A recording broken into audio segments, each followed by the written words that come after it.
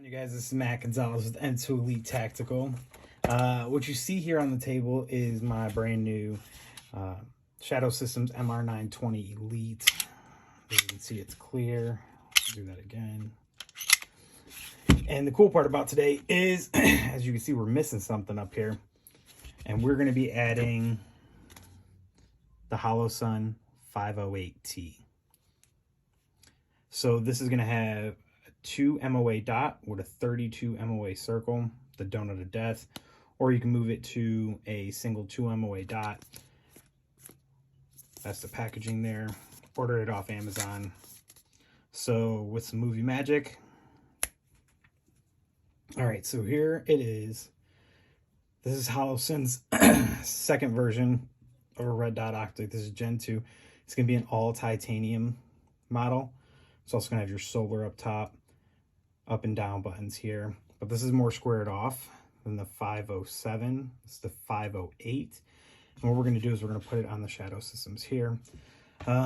So Shadow Systems is going to come with a booklet of what screws you need to use. So we're doing the 508. So the spacer we need is A. That's going to be in the rear. And then the screws we're going to have are going to be the 2. So that model here, and then the thicker spacer out of all of them, which I've already pulled out already, which is right here and right here. So what I'm going to do is I'm going to take this off, and then I'll be right back. Okay, so as you can see here, we got the plate off. It is made of, I believe, aluminum anodized right there. So this gun is actually pretty cool because you don't need mounting plates. It's got a couple different screws, and these screws actually are going to go really deep into the frame if you look at this. And Shadow Systems designed it that way. So, sorry, the light went off there. So what we're going to do is, as you see here, we're going to add some blue Loctite, and then we're going to take this little spacer, and you'll see these 2 little notches here will actually line up with the 2 little notches right there. And it's going to fit just like that. And then what's going to happen is once you put the optic on, you're going to see it like this. You'll see the holes don't line up perfectly, but what will happen is when you tighten down the screws, it'll actually push back on the plate and it'll lock it into place, and you'll look like this. So let's add some Loctite and just get these on. All right, so here we go. I got the back plate in. I got the first screw kind of set. I'm just going to kind of tighten this down. This is going to go pretty deep, just so I can get set screw in there, basically.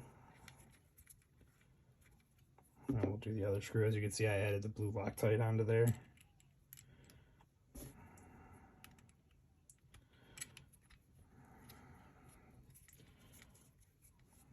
Try not to take the gun apart and put it back together on YouTube, because they tend to be dicks about stuff, so try not to get the video taken down.